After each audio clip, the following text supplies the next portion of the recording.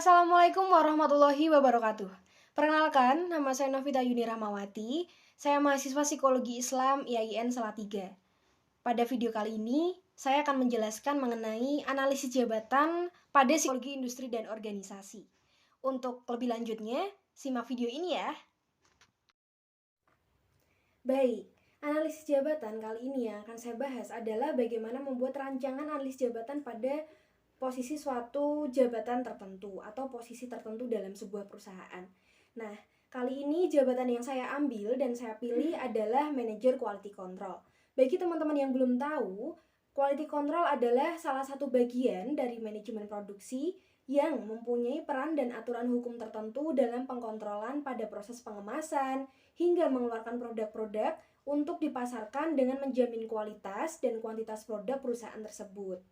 Nah, pekerjaan quality control ini sangat mengutamakan ketelitian dalam menilai kualitas produk-produk serta menjunjung tinggi kepuasan konsumen terhadap produk-produk yang dipasarkan.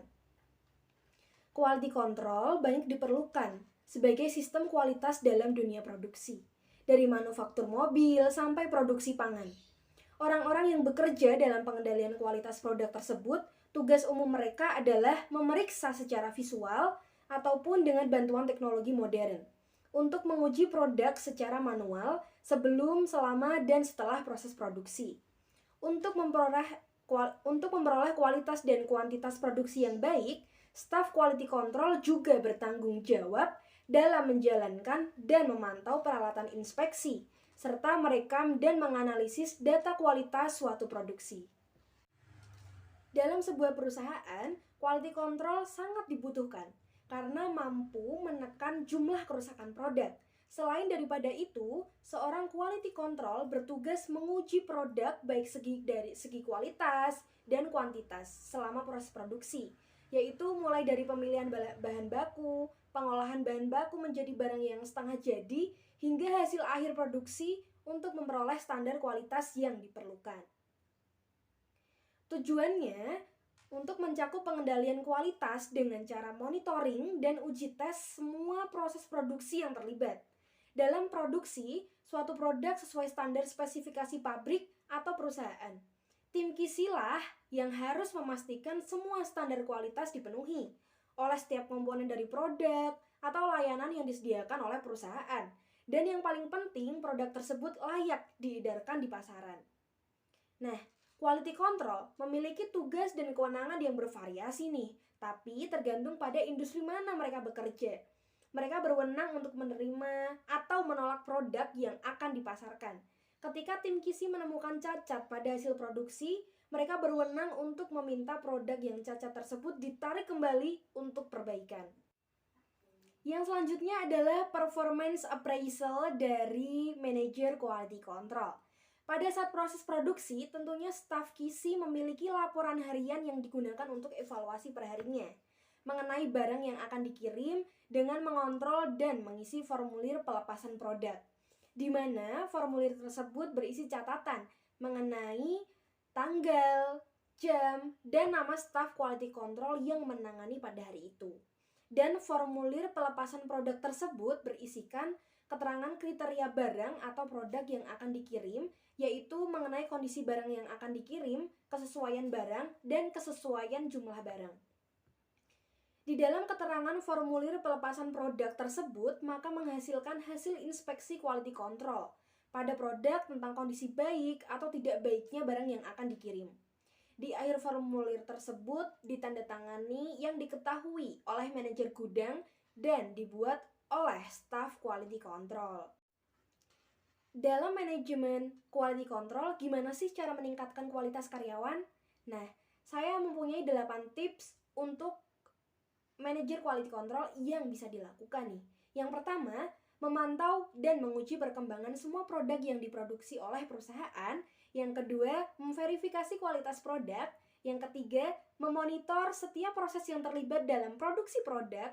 Yang keempat, memastikan kualitas barang produk sesuai standar agar lulus pemeriksaan. Yang kelima, merekomendasikan pengolahan ulang produk-produk berkualitas rendah. Yang keenam, melakukan dokumentasi, inspeksi, dan tes yang dilakukan pada produk dari sebuah perusahaan.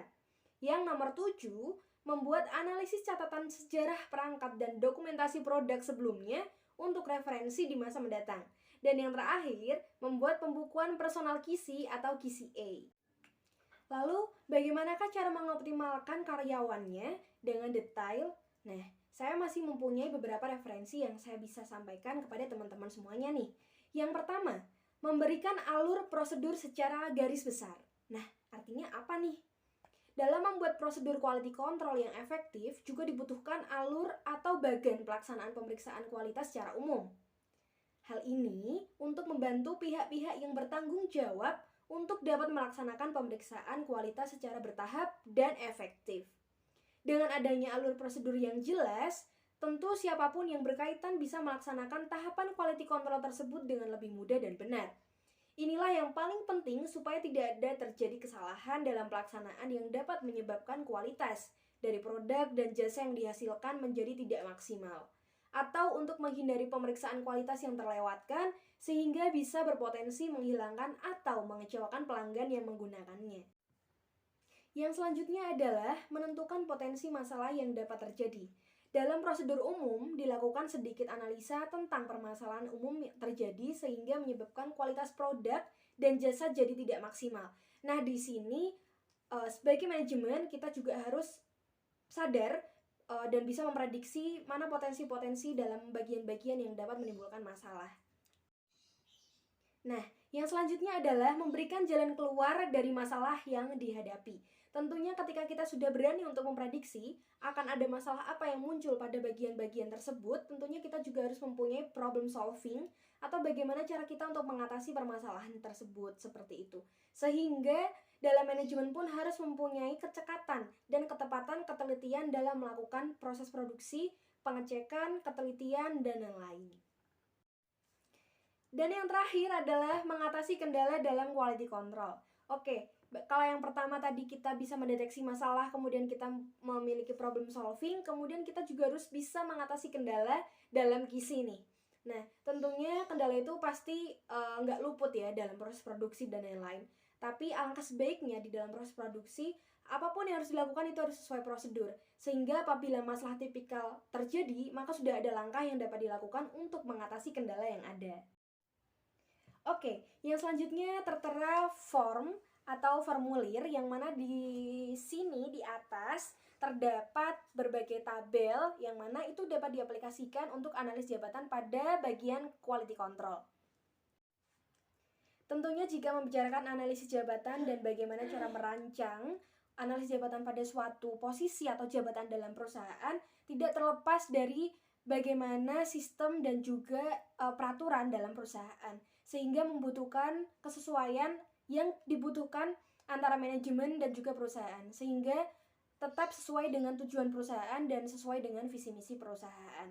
Nah, berikut yang sudah saya sampaikan mengenai analisis jabatan pada posisi quality control. Bagian yang paling penting dalam analisis jabatan adalah bagaimana cara kita sebagai seorang manajemen atau seorang HRD atau seorang pimpinan memberikan sebuah evaluasi kepada karyawan agar karyawan lebih mempunyai motivasi dan semangat dalam bekerja sehingga hasil-hasil yang dicapai pun sesuai dengan standar ataupun bahkan melebihi ekspektasi namun juga sesuai dengan tujuan perusahaan. Nah, mungkin cukup itu yang saya sampaikan untuk video pada kali ini. Terima kasih sudah menyimak sampai selesai. Mohon maaf apabila ada beberapa kata yang kurang berkenan ataupun beberapa kata yang mungkin teman-teman kurang bisa pahami. Boleh kok nanti langsung kontak saya, tanya, minta filenya atau ngobrol langsung dengan saya. Oke, terima kasih banyak. Mohon maaf apabila ada salah kata. Billahi taufiq wal hidayah. Wassalamualaikum warahmatullahi wabarakatuh. Sampai jumpa.